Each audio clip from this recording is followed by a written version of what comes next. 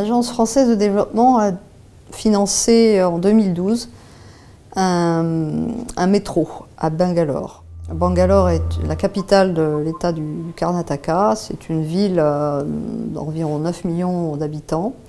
Et c'est une ville qui, bien sûr, a cru de façon très rapide, sans penser vraiment aux problèmes de circulation. Donc aujourd'hui, elle fait face à une congestion, un trafic absolument monumental, sans véritablement transport public.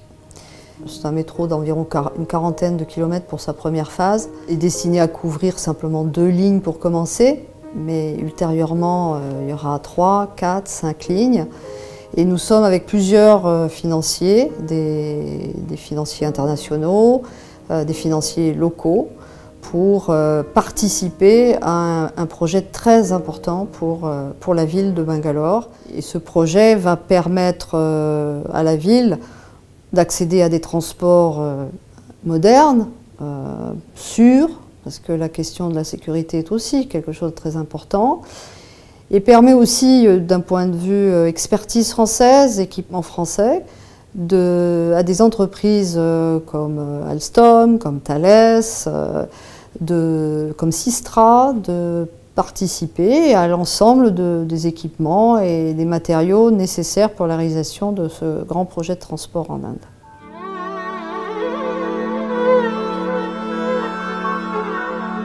À Bangalore, on a eu la chance d'avoir la création d'une société spécifiquement dédiée pour la construction et la gestion du métro, qui a été une bonne articulation entre l'administration de Delhi, centrale, et puis les autorités de l'État. Et par ailleurs, ils ont sélectionné un dirigeant et une équipe très dynamique qui a mis une pression intense sur tout le monde, y compris les financiers, pour arriver à boucler le projet.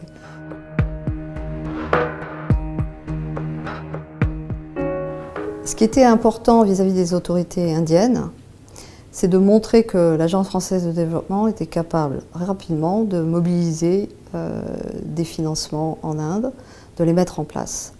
Et donc nos premiers projets qui datent de 2008-2009 étaient de l'ordre d'un volume annuel de 50 millions d'euros et très rapidement a doublé, voire triplé.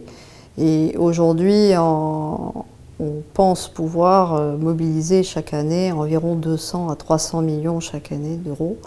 Et ça a été un argument extrêmement convaincant vis-à-vis des autorités qui avaient besoin de se reposer sur des financiers qui étaient capables très rapidement de mobiliser des volumes importants pour financer leurs programmes d'infrastructure.